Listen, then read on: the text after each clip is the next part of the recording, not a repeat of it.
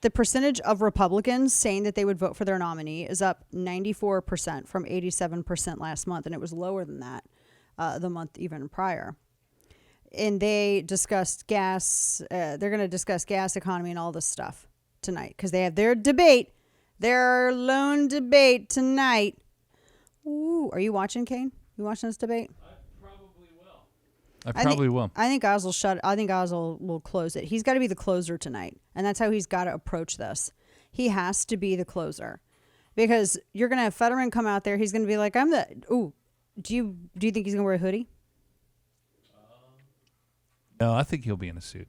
You think so? I think he'll be in a suit for this. He's Fetterman, the guy who got an allowance from his parents into his 50s, well into his 50s, who only worked barely 2 years of his life. Then he started running for elected office because he left Braddock, the town in which he was mayor, a disaster. Democrats are saying this, not Republicans, like Democrats in this, like his Democrat city council members. They accused him of abusing the police department to get oppo on people. To say nothing of the time that he heard fireworks and then grabbed a shotgun and chased down the first black jogger he saw, Ahmaud Arbery style, and decided to hold the guy at gunpoint because he had heard fireworks and assumed black jogger. Nobody really, and his response is, well, Republicans are weaponizing that. Not as much as you weaponized your shotgun against a random black jogger. And, of course, don't forget his super bougie loft that he lives in. He's an everyman, but he lives in a very, very expensive loft that he didn't actually buy himself. So it's going to be an interesting, I'll be honest, because you have the two worst candidates that the parties could have run. Right? But this is where I had mentioned in our first hour, being ideological and being political, where there is a little bit of an overlap. Because who am I going to get? Who is going to get what I want in terms of lower taxes, protecting Second Amendment rights, not having taxpayer-funded abortion on demand up until birth, which is what Fetterman is on record repeatedly endorsing. It's with his own mouth. Take it up with him if you're mad about it. He literally chose to vocalize those words. Who do you think is going to be better to deliver on what I would like out of the two of these candidates? That's how you got to look at it. I don't care about their personal anything.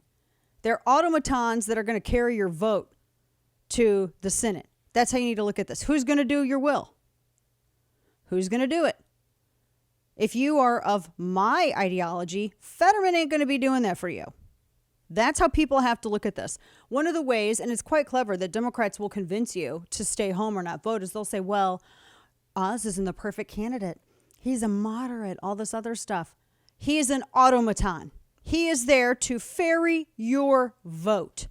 And I will add, he was selected by the plurality of voters. This is where, we could sit here and have discussions. I think now after the candidate's selected, it's too late to, I think after the general election, then you have the postmortem and what went wrong during the primary. And I think this is one of the things where Trump was, I know that they were friends, but I think he was advised incorrectly on this. That said, you have the candidate you have. You got to go to war with the soldiers you got.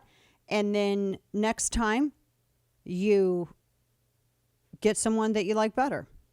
But you can't go do it now. Can't retcon it now.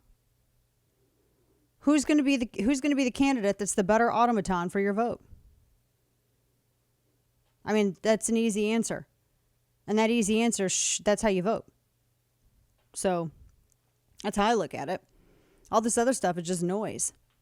But that's what Democrats want you to think. They want you to be caught up with all the other stuff.